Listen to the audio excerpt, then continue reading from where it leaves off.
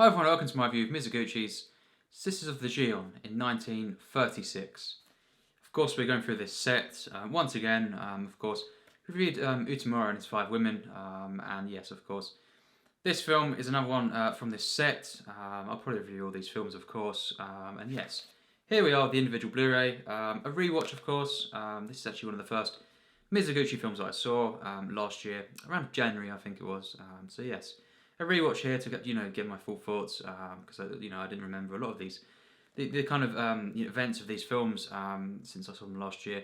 Of course, Story of the Last Chrysanthemums was my favourite, certainly my favourite Mizoguchi so far. Absolutely adored that film. The other ones I wasn't so mad about. Even The Life of Haru.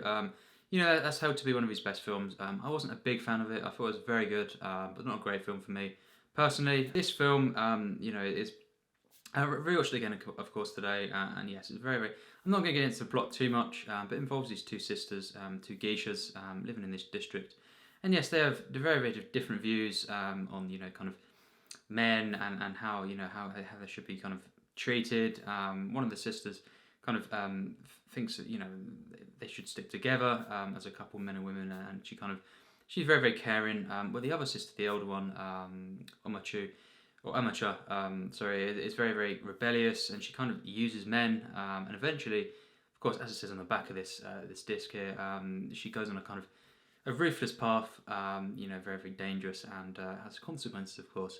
Now, yes, it is very dark, this film. It's a very short film. Believe it or not, it's actually less than 70 minutes. I don't usually watch films this short, so it's very strange when you see a film like this. And yeah, you don't get loads and loads of time to really get invested, I don't feel. And actually, for me, even then, it does kind of feel flat at times as well. I think this film, it's good. My overall verdict, in my opinion, it's good, but it's very bogged down. I think the direction is definitely a flaw for me.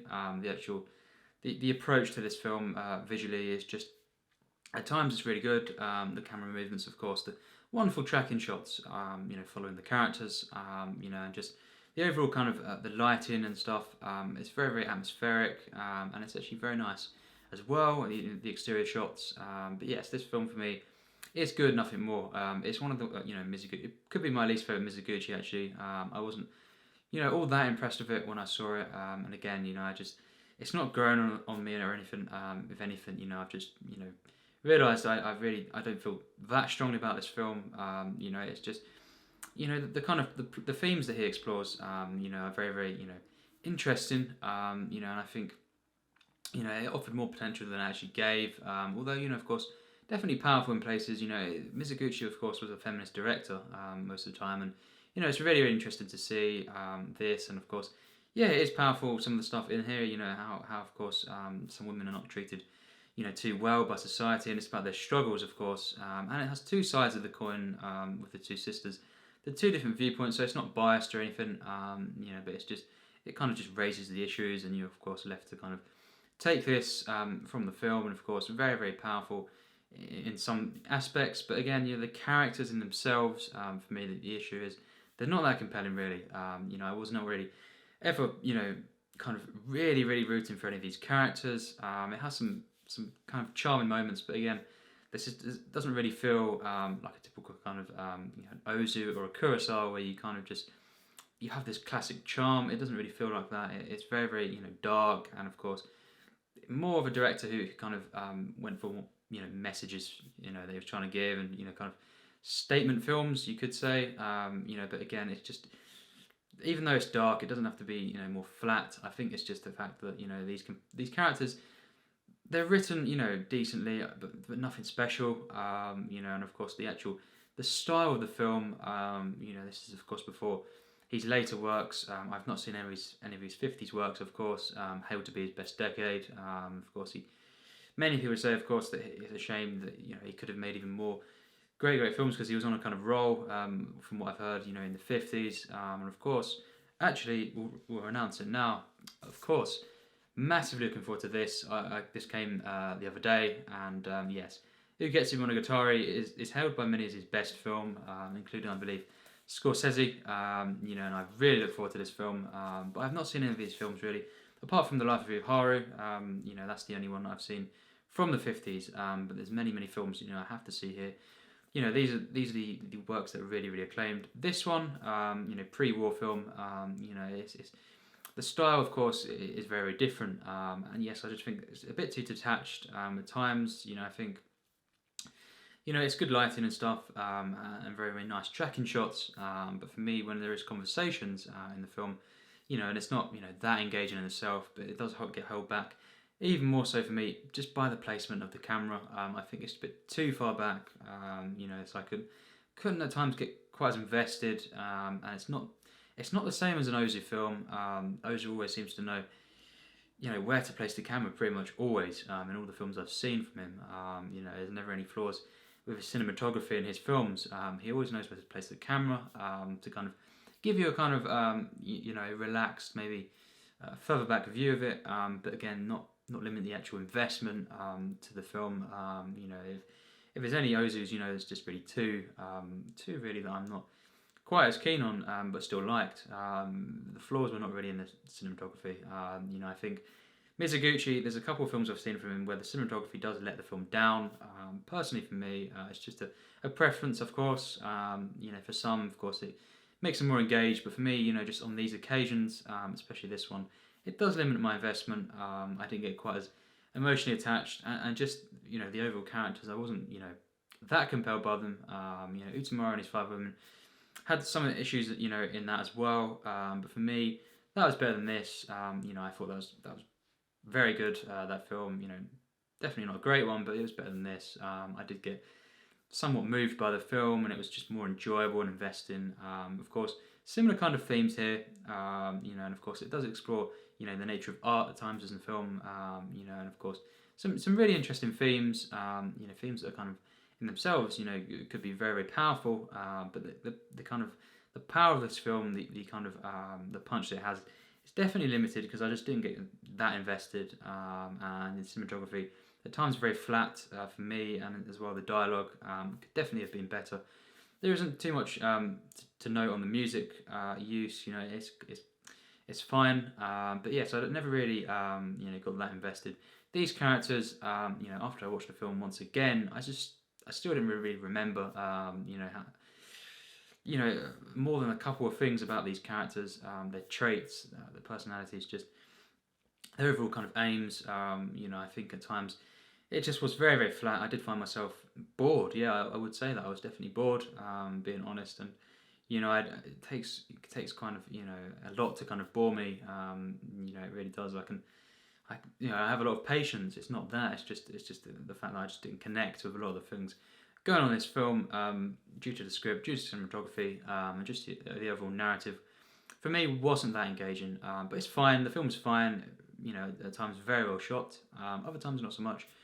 And yeah, the acting, there's not really too much to know there. It's solid acting. It's just the characters and actually the style and stuff. That's the problem for me, and it really does bring the film down. It just doesn't reach for me the potential. But a solid outing, and I have to give it a 72%.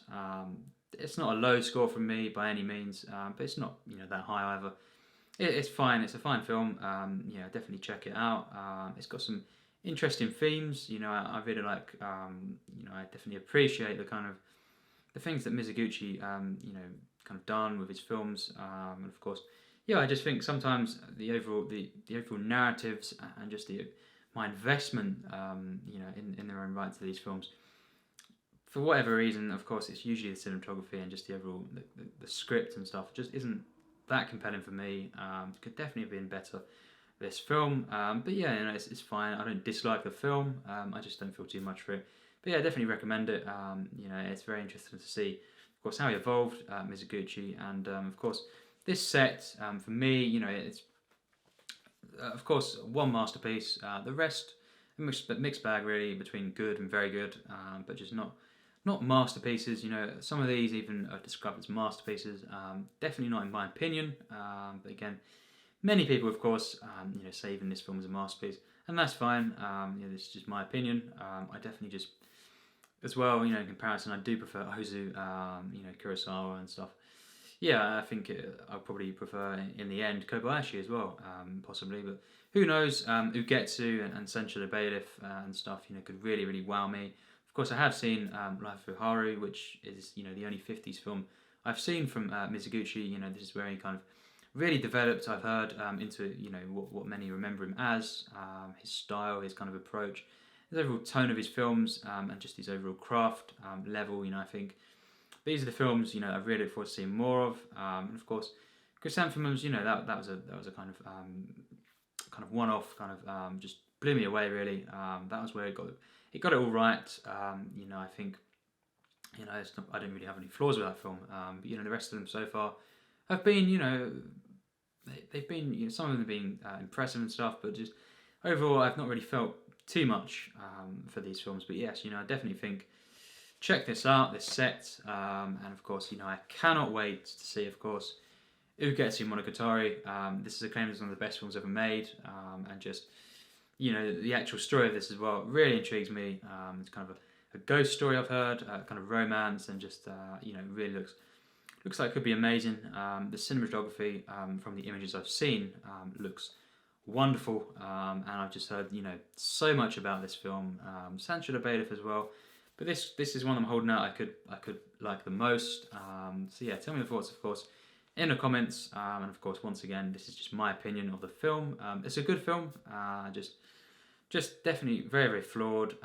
Very, very kind of held back at times. A lot of time through the style and through the actual kind of the engagement. The script. These overall characters, the narrative. It's just not. It's not quite there for me in many regards. But it's a good film. It's fine, well shot, mostly.